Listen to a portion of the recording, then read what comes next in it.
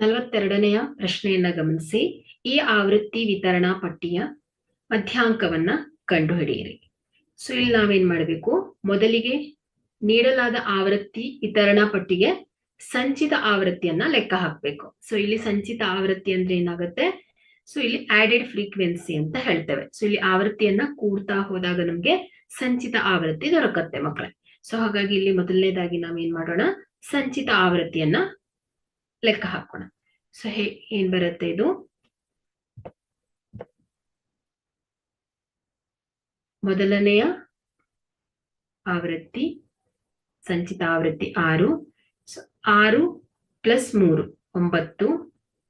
9, 9 + 5 14, 14 + 20 34, 34 + 10 44. ಒಟ್ಟು ಎಷ್ಟಾಗತ್ತೆ ಹೇಳಿ, 44 ಬರುತ್ತೆ.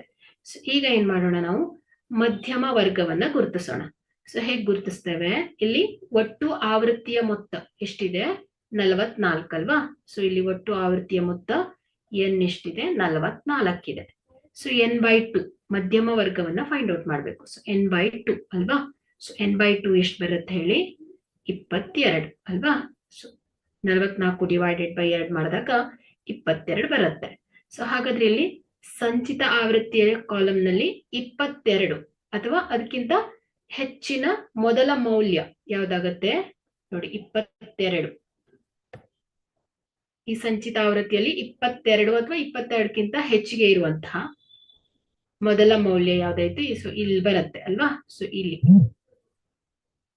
ನೋಡಿ, ಇಲ್ಲಿ 14ಕ್ಕೆ ಸ್ಟಾಪ್ ಆಗುತ್ತೆ. 200ರಿಂದ 250 ವರ್ಗಾಂತರದಲ್ಲಿ 14ಕ್ಕೆ ಸಂಚಿತ ಆವೃತ್ತಿ ಕೊನೆಗೊಳ್ಳುತ್ತೆ. 15ರಿಂದ 34ರ ಒಳಗಿನ ಸಂಚಿತ ಆವೃತ್ತಿ 250ರಿಂದ 300 ವರ್ಗಾಂತರಗಳಲ್ಲಿ ಬರುತ್ತೆ. ಸೊ ಹಾಗಾಗಿ ಇಲ್ಲಿ ಇದಕ್ಕೆ ಅನುಗುಣವಾಗಿ ವರ್ಗಾಂತರ ಯಾವ್ದಾಗತ್ತೆ ಹೇಳಿ, 250ರಿಂದ 300 ಆಗತ್ತೆ. Okay, so 250ರಿಂದ 300.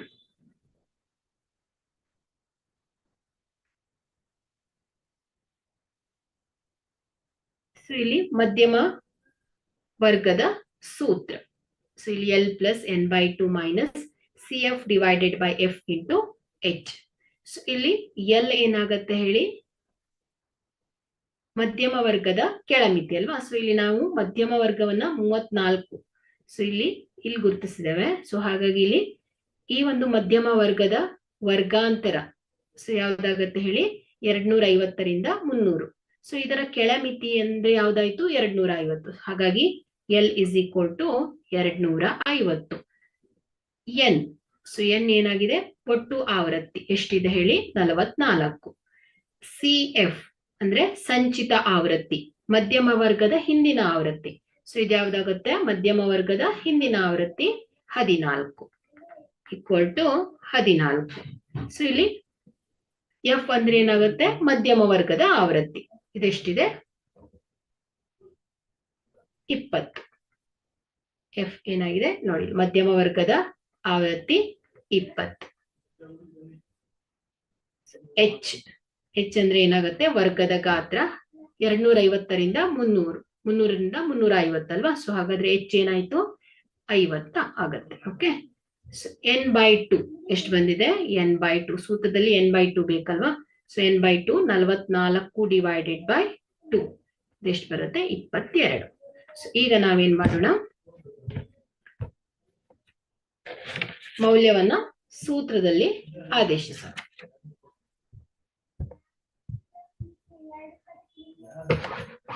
ಮೌಲ್ಯವನ್ನ ಸೂತ್ರದಲ್ಲಿ ಆದೇಶಿಸಿ. ಸೊ ಎಲ್ಲಿ ಎಷ್ಟಿದೆ, 250 + n/2 22 - 14 / 20 × 50 = 250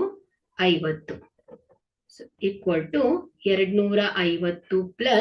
22ರಲ್ಲಿ 14 ಕಳೆದ್ರೆ ಎಷ್ಟು ಬರುತ್ತೆ, ಇದು 0 0 ಕ್ಯಾನ್ಸಲ್ ಆಗತ್ತೆ.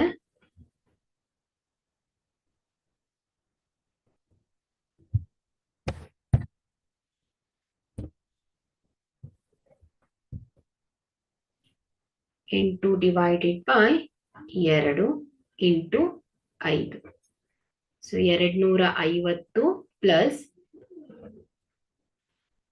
8 ಸಾರಿ ಇಲ್ಲಿ 2 1 2 4 ಸೊ 5 4 20. ಸೊ ಇದೆಷ್ಟಾಗುತ್ತೆ 270 ಮಧ್ಯಾಂಕ ಆಗತ್ತೆ.